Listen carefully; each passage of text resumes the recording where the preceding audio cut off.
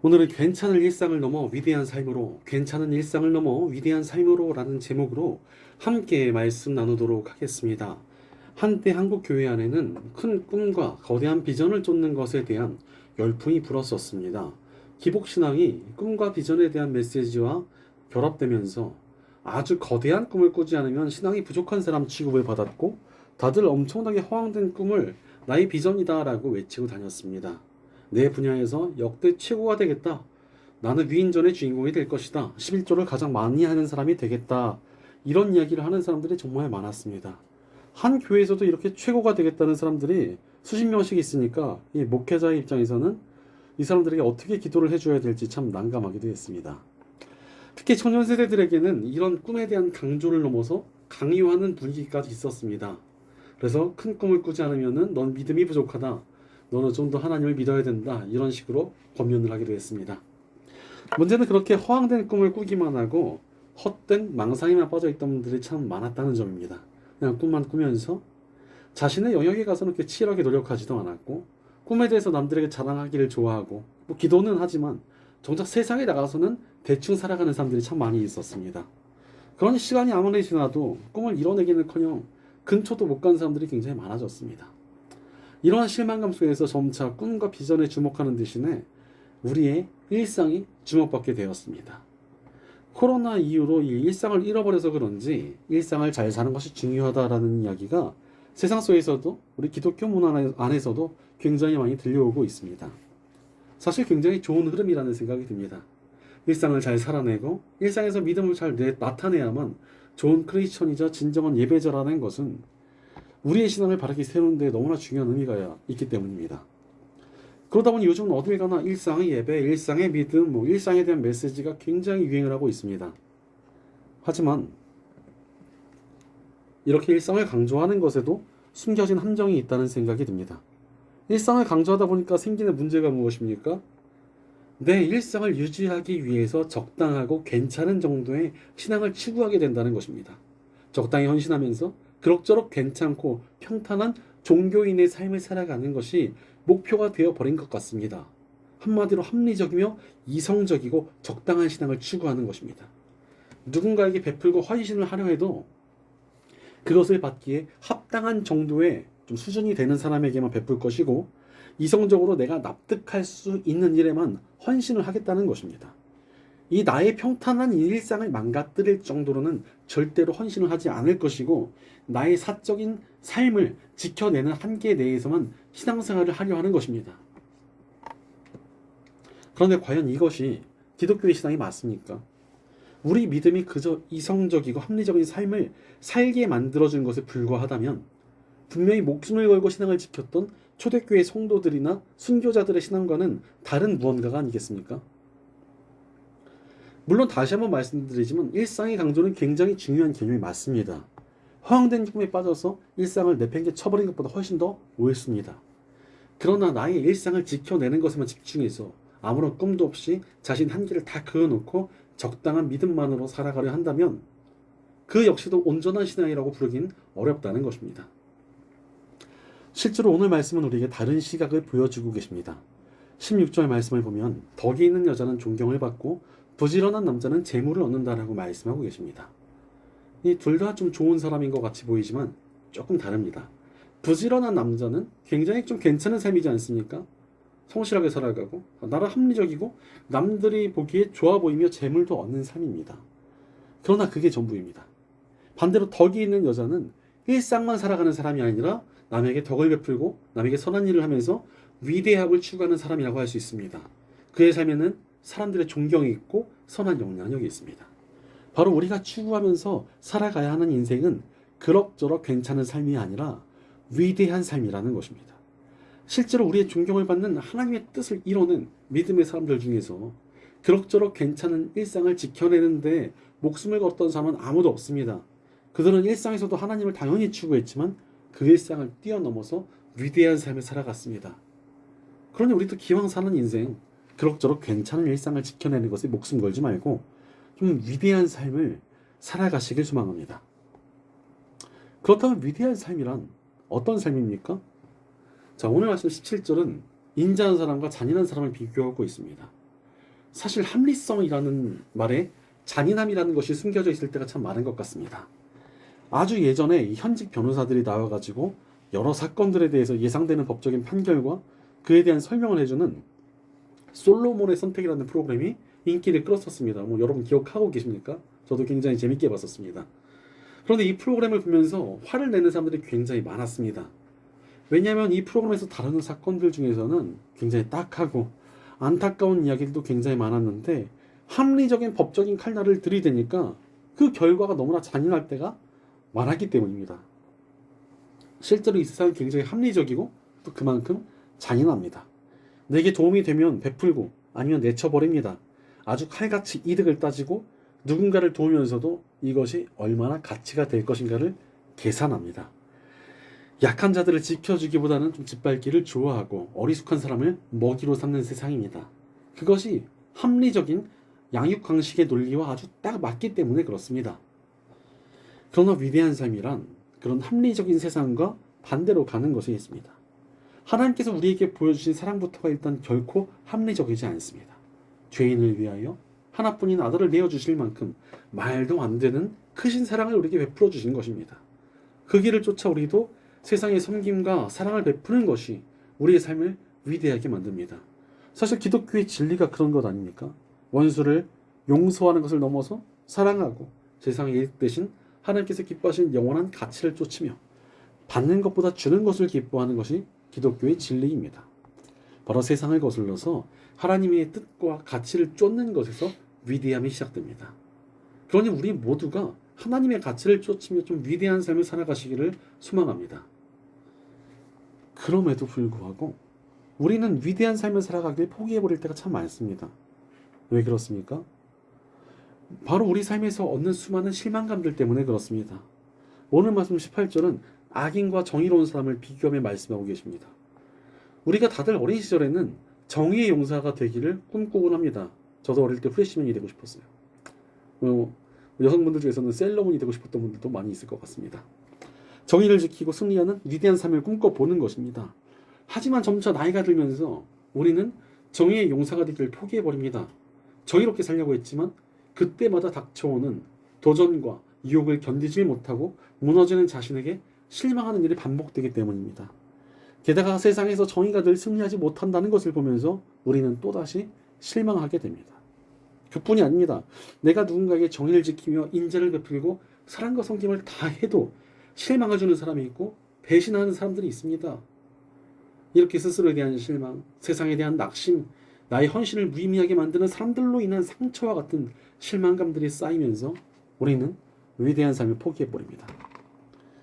실제로 저 같은 사역자들이 이런 실망감들을 얼마나 많이 경험하는지 모릅니다. 열정을 다해서 헌신해도 고마워하기는커녕 당연하게 여기시는 분들이 정말 많습니다. 자신의 상처를 위로해줄 때는 너무나 좋아하고 고마워하다가 상처가 치유되고 나니까 그때는 이제 섭섭한 것들을 들이밀면서 얼굴을 싹 바꾸고 심지어 트집을 잡고 떠나버리는 분들도 계십니다. 이런 분들을 만나면 얼마나 실망이 되겠습니까?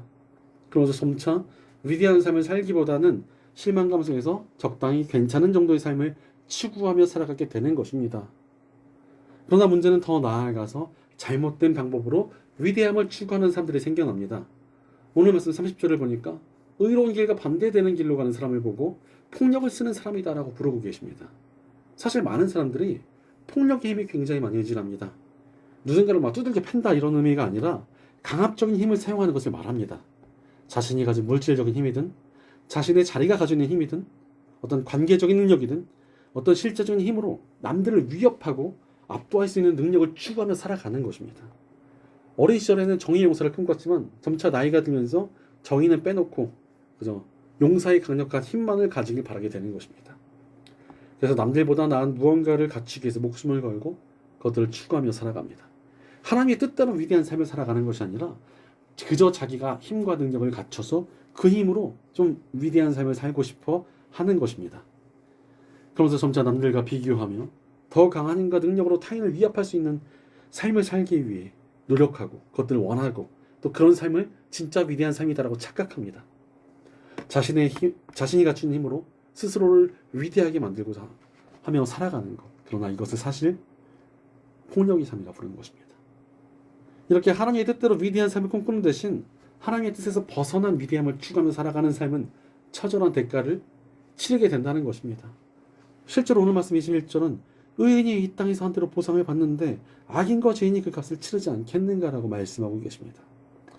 하나님께서 반드시 정의롭고 위대한 삶을 살고자 하는 사람에게는 보상해 주시고, 반대로 하나님의 뜻을 외면하고 벗어난 이들에게는 그 대가를 치르게 하신다는 것입니다.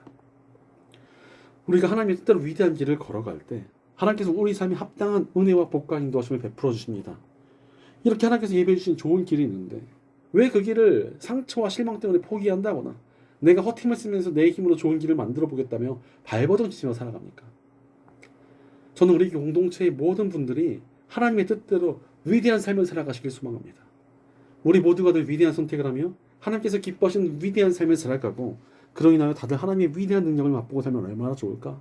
이렇게 늘 기대하며 기도하고 있습니다. 그렇다면 우리가 어찌 하나님의 뜻대로 좀 위대한 삶을 살아갈 수 있겠습니까? 복음 안에서 가능합니다.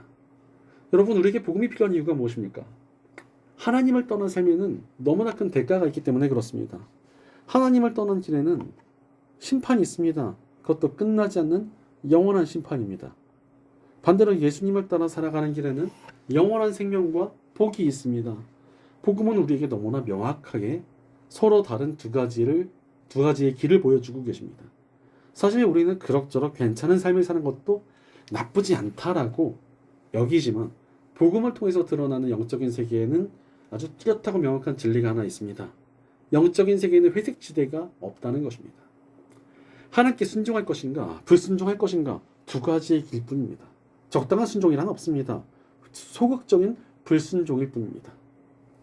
그런데 복음을 통하여 우리는 하나님께서 보여주시는 정의로운 길, 자비를 베푸는 길에 순종해야만 함을 깨닫게 됩니다. 그리고 그 순종의 길을 택하여 나아갈 때 우리의 삶이 하나님의 손으로 위대해지는 것입니다. 또한 하나님께서 복음을 통해 우리에게 굉장히 가치 있는 일을 맡겨주셨습니다. 바로 구원받은 우리가 또 다른 이들을 구원하기 위해서 선한 일을 해야 한다는 것입니다. 사실 지나가던 사람 하나를 구해도 의로운 사람이라고 난리가 나지 않습니까? 일본 지하철에서 사람을 구하다가 돌아가신 이수현이라는 분이 계십니다. 20년이 지났는데도 아직까지도 일본에서 그분을 의인이라고 부르면서 매년 추모를 하고 있습니다. 그런데 복음으로 영혼을 구한다는 것은 기껏해야 100년 남짓한 이 땅에서의 삶뿐 아니라 그에게 영원한 생명을 주는 정말 위대한 일입니다. 사실 우리가 사는 위대한 삶의 핵심이 여기에 있습니다. 그냥 모든 게 다 위대한 삶이 아니라 하나님의 뜻대로 영혼을 위해 살아가고 영혼들을 구원받게 하기 위해 살아가는 삶이 위대한 삶이라는 것입니다. 일상을 넘어서 위대한 삶을 살아가야 하는 이유는 바로 영혼을 구해야 되는 사명이 우리에게 맡겨져 있기 때문입니다. 영혼을 구하기 위해서 나의 한계를 넘어 인자를 베풀고 희생하며 사랑을 전해야 한다는 것입니다. 그리고 그것을 통해 영혼이 구원받을 때, 적어도 그 영혼이 구원받는 일에 내가 조금이라도 기여할 때, 쓰임받을 때 우리 삶이 위대해질 수 있다는 것입니다. 실제로 우리 예수님께서 먼저 그 길을 가지 않으셨습니까? 인간의 몸으로 오셔서 겸손한 마음으로 우리 모두를 위해 희생과 사랑을 주셨고, 심지어 그분의 목숨까지도 우리에게 주셨습니다. 그러자 무슨 일이 일어났습니까? 부활의 위대한 역사가 나타났습니다. 영혼들이 구원받고 또 구원받은 영혼들이 교회를 이루고 구원의 역사를 계속 펼쳐가는 위대한 일들이 지금도 계속 벌어지고 있습니다. 예수님께서 바로 우리를 그 위대한 길로 부르고 계십니다. 자, 오늘 말씀 19절을 보면은 정의에 굳게 서 있는 사람에게 생명이 나타난다라고 말씀하고 계십니다. 바로 하나님의 뜻을 쫓으며 하나님의 뜻대로 위대한 삶을 꿈꾸는 이들을 통해 하나님의 생명이 이 세상에 흘러가는 위대한 역사가 시작된다는 것입니다. 그러니 우리가 어찌 우리의 작은 일상에만 머물 수 있겠습니까? 우리에게 위대한 역사를 예배해 주시고 위대한 역사 가운데 우리를 부르시는 하나님의 부르심을 따라 우리가 함께 위대한 삶을 살아가시길 소망합니다. 그렇다면 구체적으로 우리가 어떻게 위대한 삶을 살아갈 수 있겠습니까? 첫째로 위대한 삶을 살기 위해선 위대한 마음을 품어야 합니다. 우리가 위대한 삶을 살아가기 위해서 무엇을 제일 먼저 바꿔야 되겠습니까? 우리 마음입니다. 마음에서 모든 것이 시작되기 때문에 그렇습니다. 오늘 말씀 20절을 보니까 하나님께서 마음이 악한 자를 미워하시고 올바른 길을 걷는 사람은 기뻐하신다라고 말씀하고 계십니다. 악한 자는 마음, 선한 자는 아예 실천까지 말씀하신 이유가 무엇입니까? 선한 마음을 품고 그것이 실천될 때 비로소 우리가 올바른 삶을 살아갈 수 있기 때문에 그렇습니다. 즉 하나님께서 기뻐하시는 올바른 삶은 선한 마음이라는 씨앗이 우리에게 심겨져서 자라나서 실천이라는 열매를 맺을 때 살아갈 수 있는 것입니다. 마찬가지로 위대한 삶도 위대한 마음에서 시작되고 그것이 실천될 때 이루어집니다. 그러니 우리의 시작점은 우리 마음에 있다는 것입니다. 그런데 어떻게 위대한 마음을 품을 수 있습니까? 21절을 보니까 하나님께서 악인은 심판하시고 의인은 자손까지 구원하심을 말씀하고 계십니다. 하나님께서 하나님을 위대한 삶을 살아간 사람의 인생뿐 아니라 그의 자손까지도 완벽히 책임져 주시는 놀라운 은혜를 베풀어 주시겠다고 약속해 주신 것입니다. 바로 이런 하나님의 선하심과 은혜를 신뢰하는 것이 우리로 하여금 위대한 마음을 품을 수 있게 만들어줍니다. 내가 정말 하나님의 일을 위하여, 영혼을 위하여 위대한 마음을 품고 그것들을 위해서 내 삶을 헌신하겠다라는 그 마음은 하나님께서 이 모든 헌신을 반드시 선에 갚아주실 것이라는 믿음 안에서 가질 수 있다는 것입니다. 그래서 23절 말씀처럼 좋은 일을 바라는 마음을 품는 것, 그것이 위대한 일의 시작점이 됩니다. 바로 하나님의 위대한 계획에 동참하는 그 선한 마음이 우리 삶을 위대하게 만듭니다. 그렇다면 좀 더 구체적으로 우리가 어떤 마음을 품고 살아가야 되겠습니까? 늘 하나님의 계획에 집중된 마음을 품고 있어야 됩니다. 하나님께서 지금 내 삶에 바라시는 것이 무엇인지, 내가 서 있는 자리에서 어떤 계획을 가지고 계시고 내가 어찌 살기를 바라시는지를 좀 고민하며 살아가는 것입니다. 그 기준을 확실히 붙들고 있어야 됩니다. 최근에 우리 교회 식구 중에 한 분이 제게 참 좋은 글을 보내주셨습니다. 말할 때 사람이 세 가지를 생각해야 한다는 것입니다. 이 말이 사실인가? 필요한 말인가? 따뜻한 말인가? 이것을 보고서 이거 참 좋다라고 생각을 하면서 좀 더 고민을 해봤습니다. 좀 더 발전시켜서 생각해보니까 우리 크리스천들은 이렇게 생각하면 될 것 같습니다. 내가 지금 하는 이 말이 하나님의 뜻을 거스르지는 않는가? 내가 지금 하는 말이 하나님의 계획과 합한 말인가? 이것이 하나님의 성품을 드러내는 말인가? 이것을 고민하면서 말을 하면은 우리 언어가 굉장히 거룩해지겠다는 생각이 들었습니다. 좀 더 생각을 해보니까 우리 삶도 마찬가지인 거예요. 내가 하나님의 뜻대로 살아가고 있는가? 내가 하나님의 계획을 쫓아가고 있는가? 내가 하나님의 성품을 드러내고 있는가? 이렇게 늘 스스로를 점검해 우리 마음을 지킬 때 위대한 마음이 우리에게 담겨집니다. 그 위대한 마음이 우리를 위대한 삶으로 이끌어갈 것입니다. 하나님의 뜻과 계획과 성품을 나타내는 삶이 그 삶이 얼마나 위대해지겠습니까? 그러니 늘 위대한 마음을 가지기 위해 자신을 점검하며 위대한 삶을 살아가시기를 소망합니다. 언제나 하나님의 뜻과 계획과 성품의 마음을 품고 위대한 삶을 시작하는 저와 여러분 되시기를 간절히 축원합니다.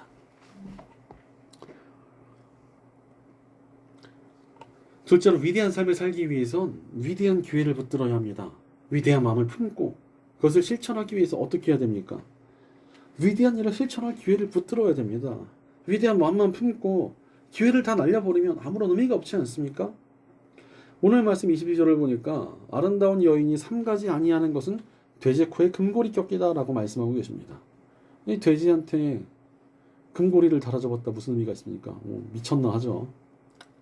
뛰어난 외모를 가진 사람들이 얼굴값을 하면 다들 어떻게 생각합니까? 진짜 얼굴값 하는구나 이렇게 생각합니다. 이 말에서 뭐가 나오는 줄 아십니까? 옛날에 우리가 막 꼴값 하네 그런 말 있잖아요. 꼴값이 바로 이 얼굴값 한단 말입니다. 꼴이 얼굴이라는 뜻이에요. 실제로 아름답고 멋진 외모를 가진 배우들도 굉장히 많지만 그들 중에서 이런저런 추문에 휩싸이다가 추하게 늙어간 사람들이 적지가 않습니다. 그들은 남들보다 뛰어난 무언가를 가지고 있었지만 그걸 가지고서 그냥 자신을 위해 살다가 탐욕만 쫓다가 아주 추하게 늙는 사람 너무나 많습니다. 하지만 로마의 휴일이라는 영화로 유명한 오드리 헵번 다들 알고 계십니까? 굉장히 예쁘신 분 있잖아요. 근데 이분은 아름다운 배우를 넘어서 위대한 사람이라는 평가를 받고 있습니다.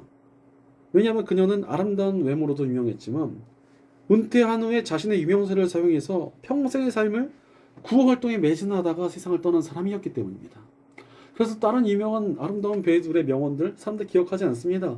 근데 오드리 헵번의 명언들 사람들 다 기억하고 또 막 인스타에 써놓고 막 그 사람이 좋아했던 시도 막 붙여서 써놓고 카카오톡에 올려놓고 난리 나지 않습니까? 그야말로 외모의 아름다움을 넘어서 마음의 아름다움을 나타내고 또 실천했기 때문입니다. 그런데 많은 사람들이 자신이 더 가지고 있는 것이 있으면 나는 그것만으로도 위대해졌다라고 착각을 합니다. 그래서 돈이 있으면 돈 자랑을 하고 학교를 좋은 데 나왔으면 학벌 자랑을 하고 힘이 있으면 권력을 자랑합니다. 하지만 그렇게 자랑하고 위대한 척을 하는 이들을 아무도 존경하지 않습니다. 그러나 자신이 가진 것들을 오히려 기회로 여기고 그것을 통해 위대한 일을 시작하는 사람이 진정으로 위대한 것입니다. 그래서 오늘 말씀 24절을 보니까 남에게 나눠주는데도 더욱 부유해지는 사람이 있다라고 말씀하고 계십니다. 자신이 가진 것들을 위대한 기회로 여기고 사용하는 사람을 하나님께서 기뻐하시며 책임지시고 은혜를 주신다는 것입니다. 물론 가진 것이 많아야지 위대한 기회를 얻을 수 있는 것이 아닙니다. 우리가 줄 수 있는 것은 이미 많이 가지고 있기 때문입니다. 예를 들어서 내 주위에 정말 사랑받을 자격이 없는 모자란 사람이지 않습니까? 이런 사람을 누가 사랑해? 이런 사람을 사랑할 이유가 있어? 이렇게 개념도 없고 싸가지도 없고 줘봤자 다시 베풀지도 않고 다시 보답도 못하는 저런 인간을 내가 왜 사랑해야 돼? 이런 사람이 있지 않습니까? 그에게 사랑을 줄 수 있는 위대한 기회가 내게 온 것입니다.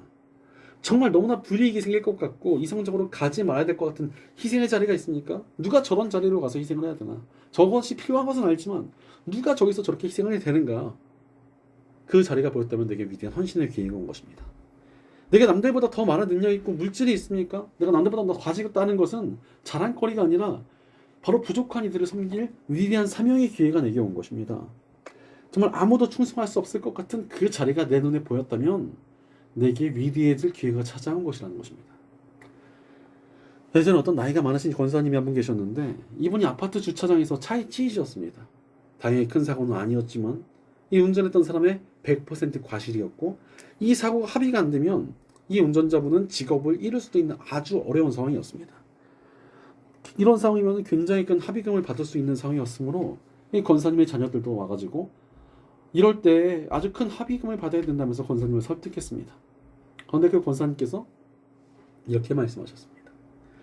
이것은 하나님께서 내게 주신 기회다. 나는 늙어서 전도할 기회가 없었는데 하나님께서 내게 기회를 주셨다라고 말씀하시며 그 운전자분에게 당신이 교회만 나와준다면 나는 아무런 돈도 받지 않고 다 용서하겠다라고 말씀을 하셨습니다.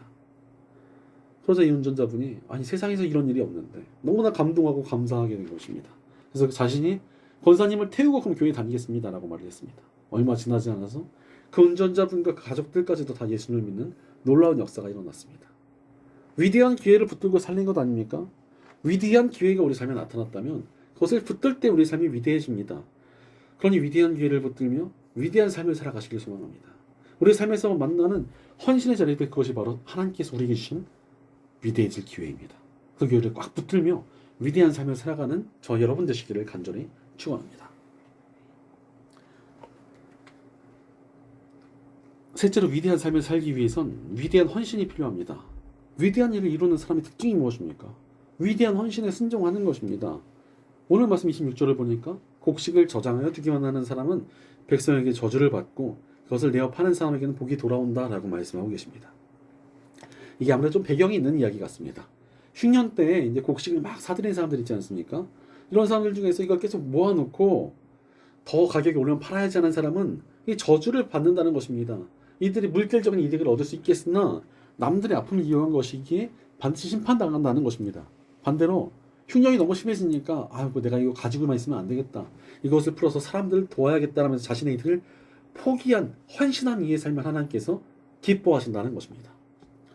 사실 자신이 투자하려고 모아놓은 것들을 포기하는 것 얼마나 위대한 헌신입니까?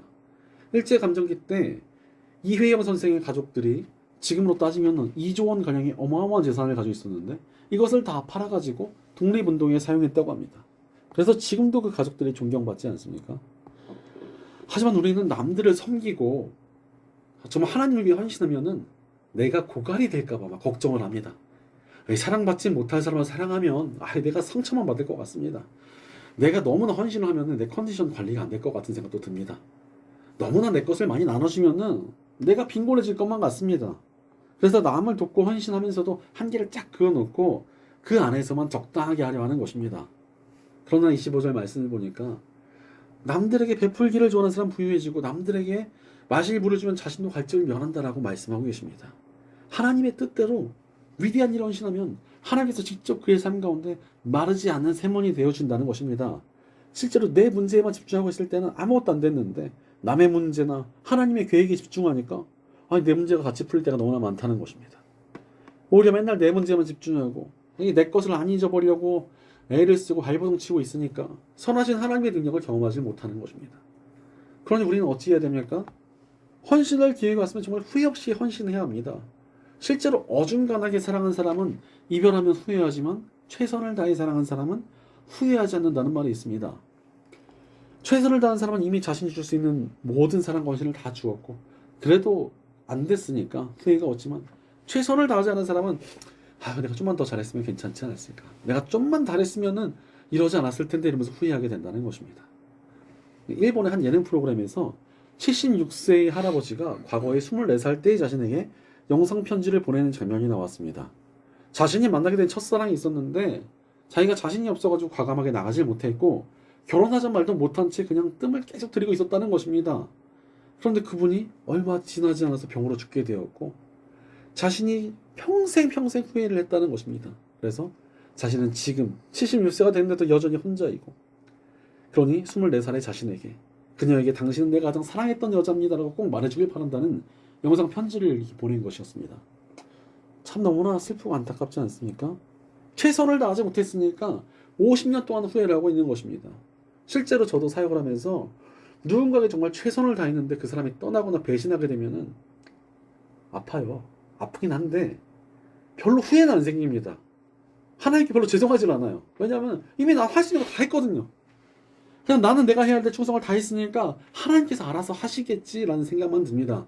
물론 제가 능력이 좀 부족해서 저랬을까라는 생각도 들 때도 있지만 그렇게 크게 후회는 안 되는 것 같아요. 그런데 어중간하게 헌신하고 어중간하게 사랑을 하면은 꼭 후회가 생기고 자책이 생깁니다. 그럼 우리 삶에 헌신할 기회가 왔다면 정말 후회가 남지 않도록 위대한 헌신을 하시기 바랍니다. 그때 후회가 없고 오히려 위대한 일이 시작이 됩니다. 오늘 말씀 28절에서는 의인은 푸른 나뭇잎처럼 번성한다라고 말씀하고 계십니다. 이 말씀처럼 하나님의 뜻 가운데서 위대한 헌신을 하며 위대한 삶을 살아가는 사람의 삶에는 하나님께서 이 삶이 마르지 않도록 늘 책임져 주신다는 것입니다. 그러니 위대한 헌신을 하는 사람을 책임져 주시는 우리 하나님 바라보시며 정말 기회가 왔을 때 후회 없이 헌신하시기 바랍니다. 위대한 헌신의 위대한 역사는 반드시 일어날 것입니다. 그런 위대한 헌신을 통해 위대한 삶을 살아가시길 소망합니다. 후회가 남지 않을 만큼 위대한 헌신을 하며 위대하게 쓰임받는 저 여러분 되시기를 간절히 축원합니다. 사랑하는 여러분, 위대한 삶을 꿈꾸며 살아가고 계십니까?